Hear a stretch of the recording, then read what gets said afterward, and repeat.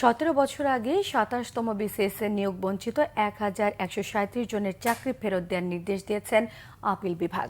বৃহস্পতিবার প্রধান বিচারপতি ডক্টর সৈয়দ রেফাত আহমেদের নেতৃত্বে 5 বিচারপতির আপিল বেঞ্চ এই রায় দেন। চূড়ান্ত রায় প্রকাশের পর 90 দিনের মধ্যে নিয়োগ বঞ্চিতদের নিয়োগ প্রক্রিয়া শুরু হবে বলে জানিয়েছেন আইনজীবীরা। রিপোর্ট করছেন নাবিল জাহাঙ্গীর। দীর্ঘ 17 বছরের আইনি লড়াইয়ের অবসান। 27তম বিসিএসে নিয়োগ বঞ্চিত 1137 জনকে নিয়োগ দিতে নির্দেশ দিয়েছে সুপ্রিম কোর্টের আপিল বিভাগ।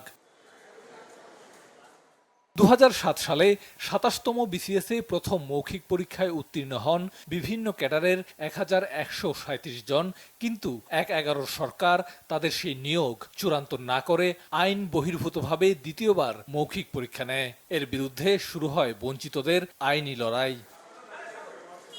হাইকোর্টের একটি বেঞ্চ এই নিয়োগ বৈধ বললেও আরেক বেঞ্চ মৌখিক পরীক্ষা বাতিলকে বৈধতা দেয়। পরে আপিল বিভাগেও বহাল থাকে বাতিলের সিদ্ধান্ত।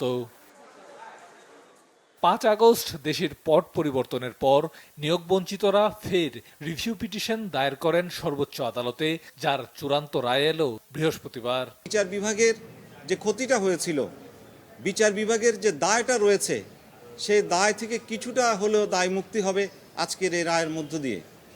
এই রায়ের ফলে ইনশাআল্লাহ প্রায় 1200 জন যারা চাকরিতে যোগদান করতে চাইবে, তারা তাদের 27তম ব্যাচে ইতিমধ্যে যারা নিয়োগপ্রাপ্ত হয়েছেন তাদের সঙ্গে নোশনাল সিনিয়রিটি পাবেন, অর্থাৎ ধারণাগত জ্যেষ্ঠতা সহ তারা চাকরিতে নিয়োগ পাবেন ইনশাআল্লাহ।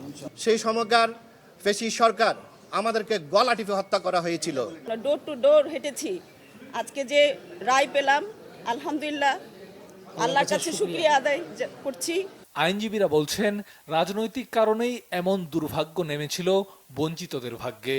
আপিল বিভাগ আজকে পূর্বের আপিল বিভাগের দেওয়া রায় বাতিল করলো এবং হাইকোর্ট বিভাগের যে রায়ে এই 1137 জন ব্যক্তির চাকরি ফিরিয়ে দেওয়ার ব্যাপারে নির্দেশনা ছিল, সেটি পুনরুজ্জীবিত হলো। চূড়ান্ত রায় প্রকাশের 90 দিনের মধ্যে নিয়োগ প্রক্রিয়া শুরু হবে। প্রচলিত আইন অনুযায়ী জ্যেষ্ঠতাও দেয়া হবে এই নিয়োগ বঞ্চিতদের।